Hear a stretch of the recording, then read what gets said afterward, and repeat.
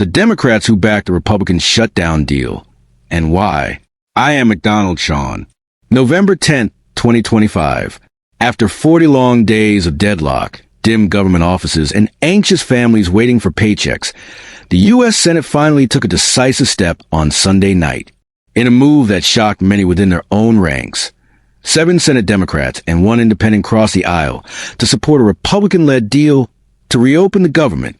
It was a rare moment of bipartisanship, one born not from political convenience, but from exhaustion, compassion, and a growing urgency to end the pain millions of Americans had endured. The shutdown, the longest in U.S. history, had frozen vital services, left federal workers unpaid, and heightened political tension in Washington. But who were the Democrats who defied their party's resistance? And what drove them to side with their Republican counterparts? Tim Kaine, the pragmatic protector of workers. Virginia Senator Tim Kaine, once Hillary Clinton's running mate in 2016, stood firm on one principle: the welfare of states' federal workers.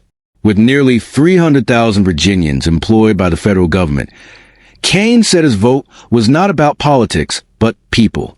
This legislation will protect federal workers from baseless firings, reinstate those who were wrongfully terminated during the shutdown, and ensure they receive back pay, he said, reminding the chamber that it passed a similar law in 2019. Kaine, not up for re-election until 2028, emphasized that reopening the government would pave the way to fixing Republicans' health care mess, positioning himself as both a realist and a reformer. Jeanne Shaheen, the deal architect. From New Hampshire, Jeanne Shaheen emerged as one of the key architects behind the compromise. She praised the agreement for restoring cross-party cooperation and securing essential funding for food assistance and veterans' health care. Weeks of negotiations with Republicans made it clear that they would not address health care as part of the shutdown talks, she explained. Waiting longer would only prolong the pain Americans are feeling. For Shaheen, the deal wasn't surrender, it was strategy, a way to break the deadlock and reintroduce governance over gridlock. Maggie, Hassan, the humanitarian voice. New Hampshire's other senator, Maggie, voted with heavy conviction and a heavier heart. Her state's families, she said, were suffering, from delayed paychecks to rising health care costs. My vote today was to do 2 things, both equally morally important and imperative, Hassan said. To make sure our kids eat, our elderly citizens are cared for, our air traffic controllers get paid, and our veterans are protected. Her words painted the shutdown not as a political battle, but a humanitarian crisis. Cortez Masto, the champion of struggling families. From Nevada, Cortez Masto had already voted over a dozen times to reopen the government. Her persistence came from what she saw at home: long lines at food banks, echoing scenes from the pandemic. We have federal workers that were suffering, she said. We have airport controllers, and we were seeing lines at our food banks in northern Nevada.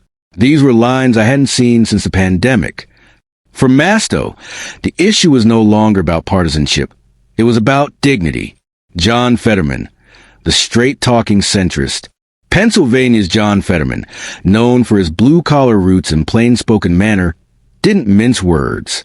After 40 days as a consistent voice against shutting our government down, I voted yes for the 15th time to reopen, he said. His message carried a tinge of frustration and empathy. I'm sorry to our military, SNAP recipients, government workers, and Capitol Police who haven't been paid in weeks.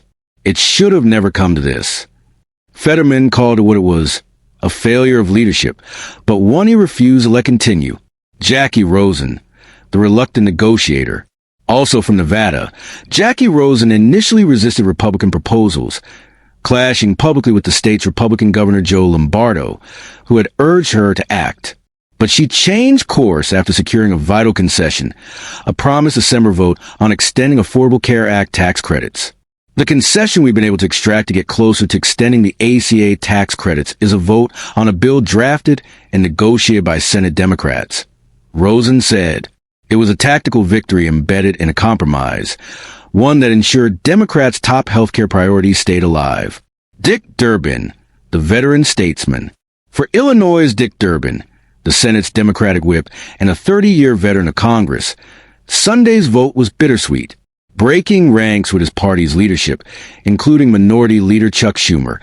Durbin said the bill was not perfect, but it mattered. This bill takes important steps to reduce the shutdown's hurt, he stated. Now that Democrats secured these wins, it's time for Leader Thune to keep his promise to schedule a vote on ACA tax credits in December. Durbin, set to retire next year, seemed unburdened by political calculation, guided instead by legacy and conscience.